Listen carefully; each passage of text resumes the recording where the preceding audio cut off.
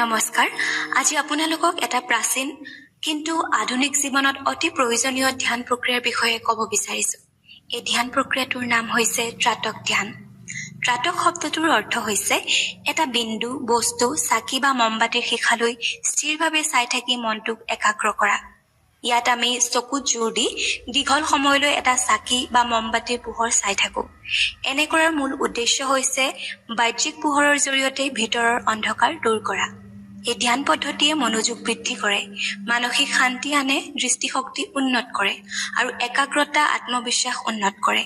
বিশেষকৈ আজিৰ এই ব্যস্ত অস্থিৰ জীৱনত মানুহে য'ত মানসিক চাপ, চিন্তা আৰু উদ্বেগৰ ফলত মানসিক অশান্তিত ভুগিছে, সেই সময়ত এই ত্ৰাটক ধ্যান প্ৰক্ৰিয়া অত্যন্ত উপকাৰী হিচাপে পৰিগণিত হৈছে। ইয়াৰ জৰিয়তে ধ্যানৰ গভীৰতা বৃদ্ধি পায়, মনৰ অনুভৱ আৰু অন্তৰ্দৃষ্টি শক্তিশালী হয়।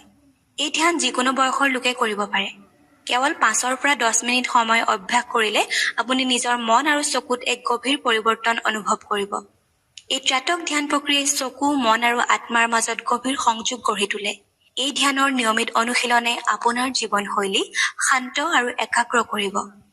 অৱশ্যে চকুৰ বিশেষ ৰোগ থাকিলে চিকিৎসকৰ পৰামৰ্শ লৈহে এই ধ্যান প্ৰক্ৰিয়া কৰিব আৰু যদি অধিক সময় একেৰাহে চাই থকাৰ বাবে চকু জ্বলা-পোৰা কৰে, তেন্তে চকু বন্ধ কৰি বিশ্ৰাম ল'ব পাৰে।